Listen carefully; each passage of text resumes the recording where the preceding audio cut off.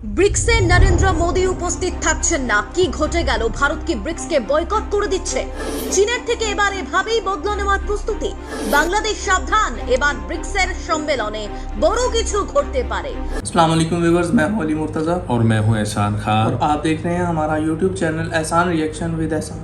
हम उम्मीद करते हैं आप जहां भी होंगे एंजॉय करते होंगे, मज़े में होंगे और फिटफाट होंगे। व्यूअर्स, बांग्लादेश ब्रिक्स का हिस्सा बनने जा रहा है, लेकिन उसके ऑपोजिट उसके सामने जो है वो बहुत सी मुश्किलात का सामना उसे करना पड़ रहा है, क्योंकि उसका दोस्त उसका दुश्मन बन गया है उसके इस फैसले से।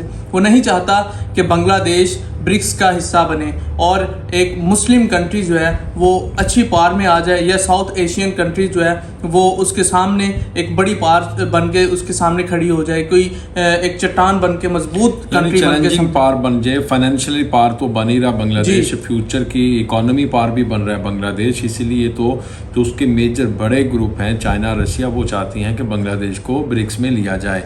लेकिन अब जो इंडिया के पेट में मरोड़ उठ रहे हैं वो इस बात के उठ रहे हैं कि वो खुद से तो उस ये समिट जो हो रही है ब्रिक्स की साउथ अफ्रीका जोहान्सबर्ग में, उसमें वो खुद शामिल नहीं हो रहा, शिरकत नहीं कर रहा। वो चाहता है कि मैं ना जाऊं और साथ में बांग्लादेश भी ना जाए, और बांग्लादेश इनकार कर दे, वहाँ ना पहुँचे, और इस तरह से ये जो एक प्लान है सारा का सारा एक चौपट हो जाए।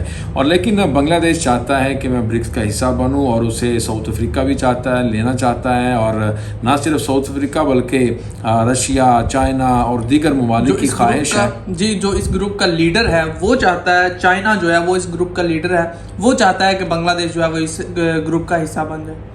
लेकिन देखें ना, अब भारत को देखें, उसके जो असर है वो साउथ एशिया में ख़त्म होता हुआ नज़र आ रहा है। उसकी जो पार है, उसकी जो ताकत है, उसको पता है कि ये डाइवर्ट हो जाएगी, और ये जो एक बांग्लादेशी तो बचता है, क्योंकि इंडोनेशिया और फिर UAE और उसके बाद सऊदी अरेबिया, ये सभी तो जा रहे हैं उस ब्लॉक का हिस्सा बनने ब्रिक्स का।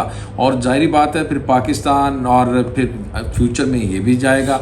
लेकिन सवाल ये उठ रहा है, जो इंडियन है वो कह रहे हैं कि वेस्ट बंगाल मीडिया इसके ऊपर बात कर रहा है कि भाई अब केयरफुली रहना होगा बांग्लादेश को बहुत संभल कर फूंक के कदम रखने पड़ेंगे, क्योंकि उसका जो हमसाया मुल्क है यानी इंडिया, जो शेख हसीना की हुकूमत को बहुत ज़्यादा संभाल देता है, जो शेख हसीना के हर फैसले के साथ जुड़ा रहता है PM मोदी, अब उसके अगेंस्ट जाके वो किस तरह से ब्रिक्स के इजलास को ज्वाइन कर लेंगी, यानी एक बहुत बड़ा सवाल छोड़ा है। इसके बारे में व्यूअर्स आपने भी हमें कमेंट सेक्शन में बताना है। अच्छा, पहले वीडियो देख लेते हैं, फिर उसके ऊपर हम बात करेंगे। वीडियो देखने से पहले अगर अभी तक आपने हमारे यूट्यूब चैनल एहसान रिएक्शन को सब्सक्राइब नहीं किया तो जल्दी से चैनल को सब्सक्राइब कर दें और बेल आइकन भी प्रेस कर दें। वीडियो को लाइक भी किया करें। अच्छा, वीडियो को आपने लाइक करना है ज़्यादा से ज़्यादा, और कमेंट सेक्शन में आप अपनी फीडबैक भी दिया करें। जी, वीडियो देख लेते हैं। 3, 2, 1 एंड क्यू। ব্রিক্সে নরেন্দ্র মোদী উপস্থিত থাকছেন না, কি ঘটে গেল? ভারত কি ব্রিক্সকে বয়কট করে দিচ্ছে? চীনের থেকে এবার এভাবেই বদলা নেওয়ার প্রস্তুতি। বাংলাদেশ সাবধান, এবার ব্রিক্সের সম্মেলনে বড় কিছু ঘটতে পারে। ভারত কি আটকে দেবে চীনের মোক্ষম চাল? এভাবেই ব্রিক্স বাড়তে চাইছে, চীন দল ভারী করতে চাইছে, কিন্তু দিল্লি কূটনীতির জম হয়ে তেড়ে আসবে। এবার ভারত বেজিংকে রোখার মোক্ষম সিদ্ধান্ত নিয়ে নিল। এতে স্বপ্ন ভেঙে যেতে পারে বাংলাদেশ, সৌদি আরব, ইন্দোনেশিয়া, ইরানের। রয়টার্সের খবর বলছে সাউথ আফ্রিকার জোহান্সবার্গে এবারের ব্রিক্স সম্মেলনে উপস্থিত থাকবেন না ভারতের প্রধানমন্ত্রী নরেন্দ্র মোদী। ভারত কি সত্যি বয়কট করলো এবারের ব্রিক্স? ভারতের এই নয়া স্টেপে বেজিং কিন্তু মারাত্মক সাবধান হতেই হতো। বিশেষজ্ঞদের দাবি, এবারের ব্রিক্স সম্মেলনে এমন কিছু হতে পারে যা সত্যি হয়ে গেলে এশিয়ার জিওপলিটিক্সে দিল্লির মাথা ব্যথার কারণ হতে পারে।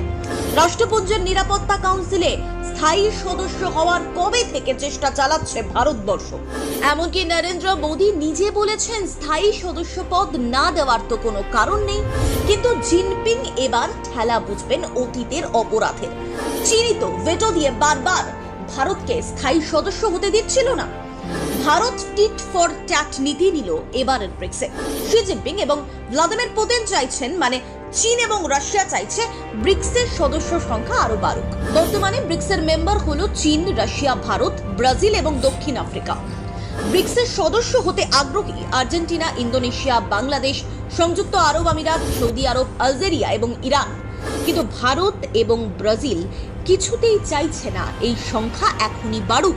ভারত পুরোপুরি না তো প্রকাশ্যে বলেনি ঠিকই, কিন্তু কূটনৈতিক মহলের দাবি দিল্লি ও ব্রাজিল মনে করছে ব্রিক্সে নতুন দেশের যোগ দেওয়া মানে নতুন সদস্য দেশরা চীনের ঘনিষ্ঠ হতে চাইবে, ব্রাজিল কিংবা ভারতের নয়, যার ফলে চীনের পাল্লা ভারী হবে। সেক্ষেত্রে এই জোট সম্প্রসারণ ভারতের বিদেশ নীতির কতটা অনুকূলে থাকবে তা নিয়ে রীতিমতো প্রশ্ন উঠছে। তাহলে কি এজন্যই এবারে সাউথ আফ্রিকা যাবেন না নরেন্দ্র মোদী? ভারত ব্রিক্সের স্থায়ী মেম্বার, তারা যোগ না দিলে আলোচনা হবে কিভাবে? রিপোর্ট বলছে ভারত ব্রিক্স বয়কট করছে, এই তথ্য কিন্তু একেবারে সঠিক নয়। নরেন্দ্র মোদী সশরীরে জোহান্সবার্গে উপস্থিত থাকবেন না ঠিকই, কিন্তু ভার্চুয়ালি ব্রিক্সের সম্মেলনে যোগ দেবেন তিনি। তারপর আলোচনা সমালোচনা কোন পথে গড়ায় সেটাই দেখার। ভারত কি সেখানেও চীনকে সীমান্ত সমস্যা নিয়ে বার্তা দেবে? তবে ভারতের সশরীরে ব্রিক্সে উপস্থিত না থাকার কোনো কারণ কিন্তু এখনো পর্যন্ত জানা যায়নি। तो व्यूअर्स आपने देखा है कि किस तरह से वेस्ट बंगाल मीडिया इसके ऊपर रिपोर्ट कर रहा है कि जो है बांग्लादेश तो ब्रिक्स का हिस्सा बनने जा रहा है, लेकिन इंडिया इससे जो है बैक स्टेप ले रहा है और जो है बांग्लादेश को चाहता है कि वो ना बने इस ब्रिक्स का हिस्सा, ताकि वो एक बड़ा चैलेंज लेकर हमारे सामने ना खड़ा हो जाए, एक बड़ी पार ना बन जाए। दो तीन चीज़ें हैं ये देखें ना, अब उधर से ब्रिक्स है, फिर अमेरिका का दबाव, और फिर अमेरिका का इस खित्ते के अंदर स्पेशली एशिया में एक बड़ा अगर देखा जाए तो अलाइंस उसका जो इत्तेहादी है वो अकेला भारत है। बिल्कुल अब भारत किस तरह से उसके खिलाफ एक बड़ा ग्रुप यानी ब्रिक्स, चलो खिलाफ तो नहीं कहते लेकिन उसकी टक्कर का तो है ना, उसको आए देखे ना, कल उसे अगर ये ग्रुप बहुत ज़्यादा सक्सेसफुली हो जाता है, आगे रन करना शुरू हो जाता है, काम वर्क करता है, फंक्शनल हो जाता है, तो फिर इसका मतलब ये हुआ कि अमेरिका को तो ये बीट कर देगा। यानी अमेरिका का जो असर है दुनिया में, जो अमेरिका एक इन्फ्लुएंस करता है हर मुल्क में, वो उसका इन्फ्लुएंस ख़त्म हो जाएगा। देखिए अब आप नेटो पार की बात कर लेते हैं, आप G20 की बात करते हैं, आप G7 की बात करते हैं, लेकिन जैसे ही ये ग्रुप लॉन्च होगा, ब्रिक्स आएगा, तो ये तो मैं कहता हूँ कि दुनिया में एक बहुत बड़ा ऐलान कर देगा और एक ऐसा ग्रुप होगा जो मैं समझता हूँ कि ये डॉलर को भी शिकस्त दे देगा, और ये डॉलर के काउंटर में उसके मुकाबले में एक ऐसी करेंसी, एक ऐसी मैं कहता हूँ ट्रेड के लिए ये पेश करेंगे, लेकर आएंगे, तो जिससे जाहिर बात है जो उसका असर है, इन्फ्लुएंस है, वो ऑटोमेटिक ख़त्म हो जाएगा और अमेरिका को एक बड़ा ज़ोरदार झटका लगने जा रहा है, जिसकी वजह से मैं समझता हूँ कि मोदी सरकार की इतनी हिम्मत ज़रूरत नहीं कि वो जाके पुतिन से भी मिल ले और फिर उसके साथ साथ वो चाइना के प्रेसिडेंट से भी मिल ले, शी जिनपिंग से। क्यों, एक तरफ तो लद्दाख में आपने देखा कि किस तरह से जो भारतीय सूरमाओं की दुर्गत बनाई चाइनीज़ फौजियों ने, और वहाँ पर उन्होंने जो इंडिया का हिस्सा था वो वहाँ पर कब्जा कर लिया चाइनीज़ ने।